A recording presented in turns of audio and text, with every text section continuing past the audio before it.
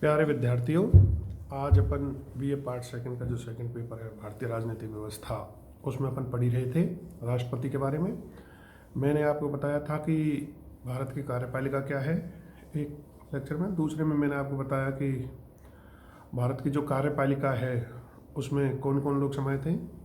राष्ट्रपति है, उपराष्ट्रपति है, प्रधानमंत्री, मंत्रिपरिषद है, महान्यायवादी इत्यादि इत्यादि। अब उसके बाद मैंने राष्ट्रपति के निर्वाचन के बारे में बताया।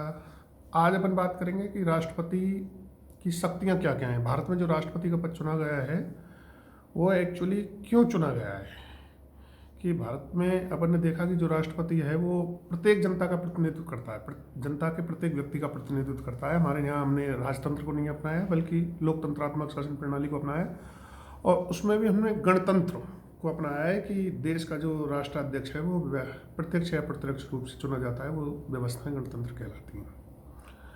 अब हमारे यहाँ जो हम बात करते हैं राष्ट्रपति है, लोग बोलते हैं कि राष्ट्रपति रबर स्टैंप है, कोई कहता है राष्ट्रपति केवल प्रधानमंत्री की ही सलाह पर काम करता है, इसके अलावा कुछ भी नहीं करता, राष्ट्रपति का कोई रोल नहीं है।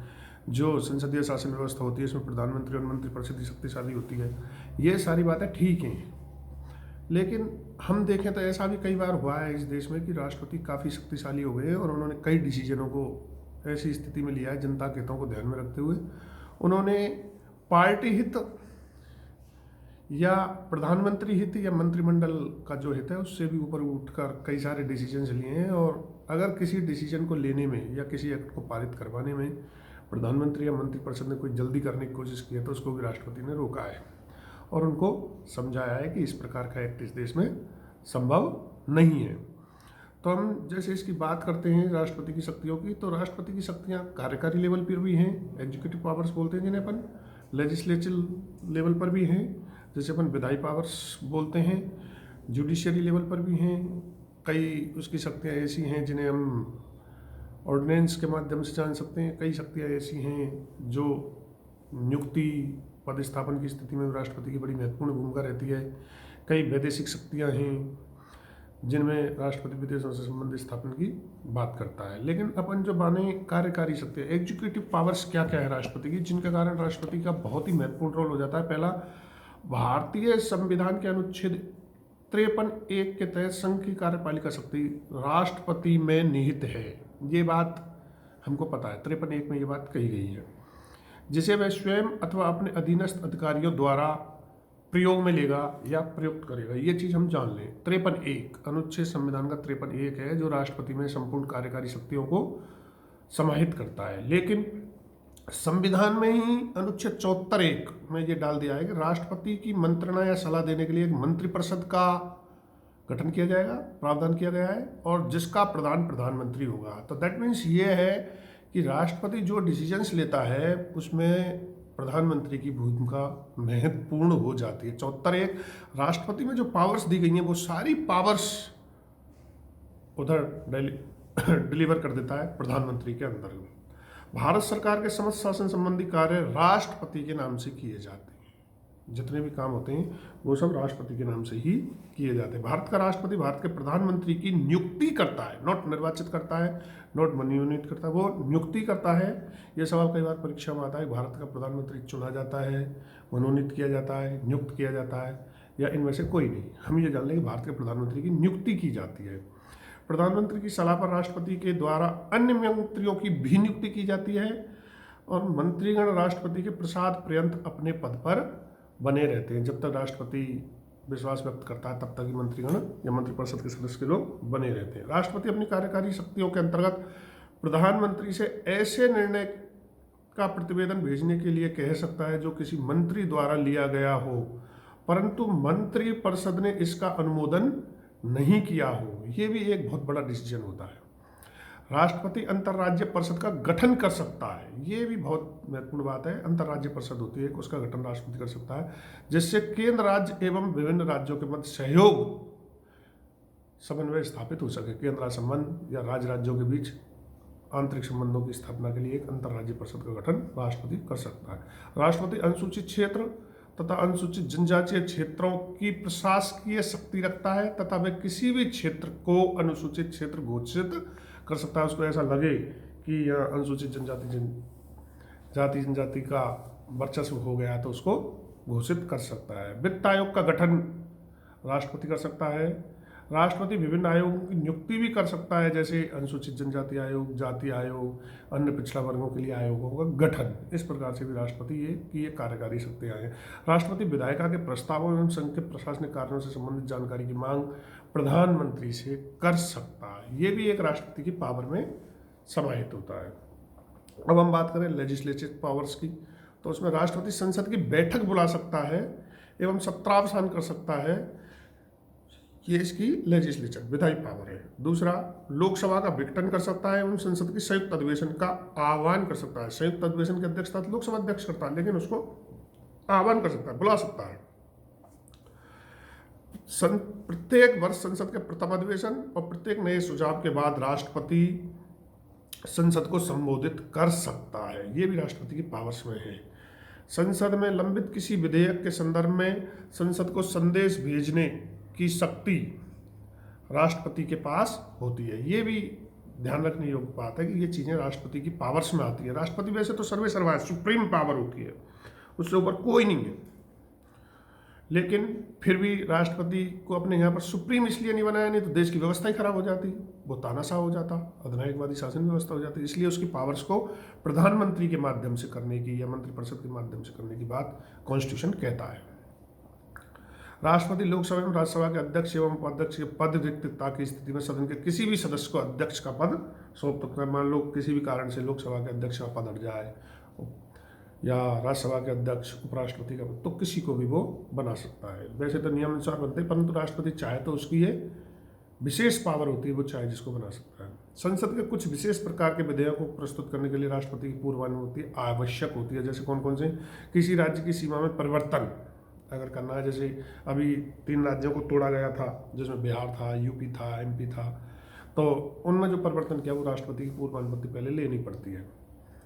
दूसरा है अथवा नए राज्यों के गठन के लिए विधेयक, ऐसा विधेयक जिसके अधिनियमित किए जाने पर भारत की संचित निधि से व्यय करना पड़े, ऐसे कराधान से संबंधित विधेयक जिससे राज्यों का हित जुड़ा हुआ हो या राज्यों या जिनसे कृषि आय की परिभाषा में परिवर्तन आता हो को धन वितरित किया जाता हो, राज्यों के विधेयक जो व्यापार एवं वाणिज्य की स्वतंत्रता को प्रभावित करते हैं, ये सारे विधेयक राष्ट्रपति कर सकता है। यदि कोई विधेयक संसद द्वारा पारित होकर राष्ट्रपति के पास भेजा जाता है तो वह उसे स्वीकृति दे सकता है या अपनी स्वीकृति सुरक्षित रख सकता है अथवा विधेयक को संसद के पुनर्विचार के लिए भी लौटा सकता है। ये भी राष्ट्रपति की लेजिस्लेटिव पावर में आ सकते हैं। विधेयक को वापस दोबारा संसद में भेज दे और कहे कि इस पर पुनर्विचार किया जाए।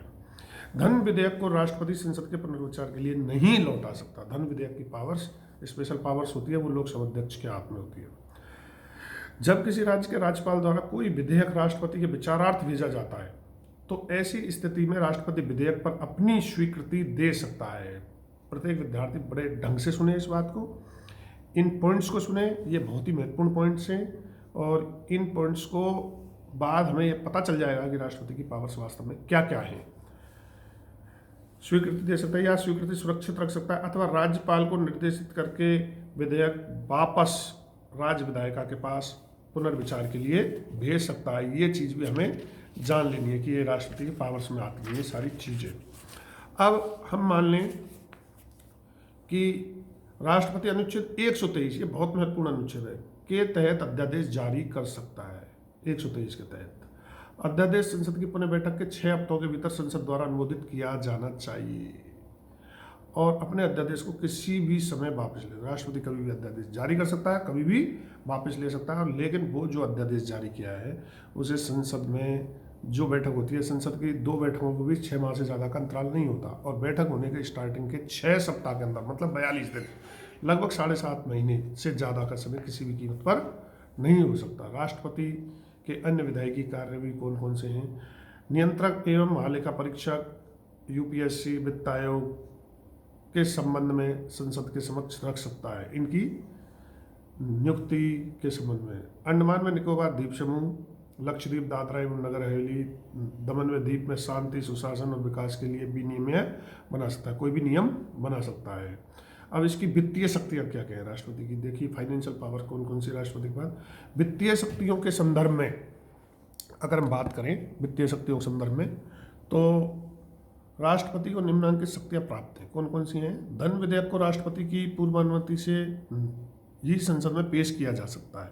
दूसरा, राष्ट्रपति भारत की आकस्मिक निधि का प्रयोग किसी अप्रत्याशित स्थिति के लिए कर सकता है। ये एक आकस्मिक निधि होती है, उसका वार्षिक वित्तीय विवरण केंद्रीय बजट को संसद के समक्ष रखने का काम भी राष्ट्रपति कर सकता है। अनुदान का कोई भी मांग उनकी सिफारिश के बिना नहीं की जा सकती। ये राष्ट्रपति की पावर्स है। और आगे है न्यायिक शक्तियाँ। इसकी आपातकालीन शक्तियाँ वो अपने आप में बहुत महत्वपूर्ण है, इमरजेंसी पावर्स, जिसको अपन पढ़ेंगे बाद में। अपनी न्यायिक शक्तियों के अंतर्गत राष्ट्रपति उच्चतम न्यायालय के मुख्य न्यायाधीश अथवा अन्य न्यायाधीशों की नियुक्ति कर सकता है। साथ ही राज्य के उच्च न्यायालयों के न्यायाधीशों की भी नियुक्ति कर सकता है। राष्ट्रपति उच्चतम न्यायालय से विधिक सलाह भी ले सकता है, परंतु न्यायालय को यह सलाह राष्ट्रपति के लिए बाध्यकारी नहीं होती है कि न्यायालय कोई सलाह दे उसको राष्ट्रपति माने या नहीं माने। अनुच्छेद 72 के तहत किसी अपराध के लिए दोष सिद्ध व्यक्ति को राष्ट्रपति क्षमा अर्थात दंडादेश का निलंबन, प्राणदंड स्थगन, राष्ट्र राहत और माफी प्रदान कर। जैसे किसी को अगर कोर्ट ने मर्डर की स्थिति में जिसके लिए प्राणदंड भी दे दिए हों तो उसको राष्ट्रपति क्षमादान तक दे सकता है। ऐसे मामले में राष्ट्रपति के पास ऐसी बहुत सारी पावर्स होती हैं। सैन्य न्यायालय से दंडित हो या कोई अन्य न्यायालय से, उनमें राष्ट्रपति के पास ये शक्ति है। सैन्य शक्ति है। राष्ट्रपति भारत की सेना या सर्वोच्च सेनापति होता है एवं जल, थल सेना और वायु सेना के प्रमुखों की नियुक्ति करता है। जो भी अपने यहाँ तीनों सेनाएं चलती हैं, जल सेना, थल सेना, नभ सेना, उनके जो भी प्रमुख हों, जनरल बनते हैं, उनकी राष्ट्रपति नियुक्ति करता है। संसद की अनुमति से वह किसी भी युद्ध की घोषणा या समाप्ति की घोषणा भी कर सकता है। संसद की अनुमति होनी चाहिए इसके लिए। अब ये राष्ट्रपति की कुछ पावर्स हैं। इनके अलावा राष्ट्रपति की जो मेन पावर्स मानी जाती हैं, ज़्यादातर जनरली विद्यार्थी पढ़ते हैं जिसको, ये तो ही हैं, वो हैं इमरजेंसी पावर्स, जो अनुच्छेद 352 से लेकर 360 तक अपने कॉन्स्टिट्यूशन में दर्शाई गई हैं, बताई गई हैं। और इनको लेकर कई बार बहुत सारे विवाद उत्पन्न हुए 352 में, 356 में, 360 में। और अब तक अगर बात करें तो इमरजेंसी पावर्स में अगर बात आए तो अनुच्छेद 356 अपने आप में बहुत ही महत्वपूर्ण अनुच्छेद है, जिसको हम जानेंगे क्या है ये पावर्स। और राष्ट्रपति की जो 352, 356, 360 वित्तीय पावर्स की बात की जाती है, ये जो पावर्स हैं इनको जब हम जाने तो इससे पहले जो मैंने आपको पावर्स बताई हैं, विधायी, कार्यकारी, सैन्य, नियुक्तियों संबंधी पावर्स या वैदेशिक संबंधों से संबंधित पावर। अब इसके अलावा जो 3 मेन पावर हैं इनको अपन अगले चैप्टर में पढ़ेंगे। और अब तक किसी भी विद्यार्थी को इसमें कोई परेशानी हो तो मेरे से पूछ सकता है। मेरा आप लोगों से बार बार निवेदन है, मैं पहले भी आप लोगों से कह चुका हूँ, कोविड-19 के दौर में हम लोग आप लोगों से डायरेक्ट क्लासेस के रूप में संपर्क नहीं कर पा रहे हैं, लेकिन फिर भी प्रत्येक विद्यार्थी किताबें खरीद ले। मार्केट में किताबें उपलब्ध हैं, उनको खरीद ले। उसके बाद उनमें पढ़ने, सारी जो आपने सब्जेक्ट ऑप्ट किए हैं उन सब की आप किताबें खरीद लो मार्केट से, फिर उनको पढ़ो। उनमें कोई परेशानी आए तो हम लोगों से आप संपर्क कर सकते हैं। मैंने आप लोगों को पहले भी बताया था, आपके लिए खुला मंच है। प्रत्येक विद्यार्थी महाविद्यालय के किसी भी जो है लेक्चरर हैं, व्याख्याता, सहायक आचार्य से आचार्य, उनसे डायरेक्ट संपर्क कर सकता है। और अपने यहाँ पर एक बहुत अच्छी सुविधा है कि गंगानगर जो BR अम्बेडकर कॉलेज है, वहाँ के प्राचार्य महोदय की जो कृपा है उसके माध्यम से अपने पास ज्योग्राफी के, हिस्ट्री के, इंग्लिश के भी लेक्चर आप लोगों को समय समय पर मिल रहे हैं। अगर कोई भी आपको परेशानी है तो आप किसी भी महाविद्यालय के वहाँ BR अम्बेडकर कॉलेज के जो व्याख्याता बंधु हैं जिन्होंने अपने नंबर आपके साथ शेयर किए हैं, आप उनसे डायरेक्ट संपर्क कर सकते हैं। धन्यवाद।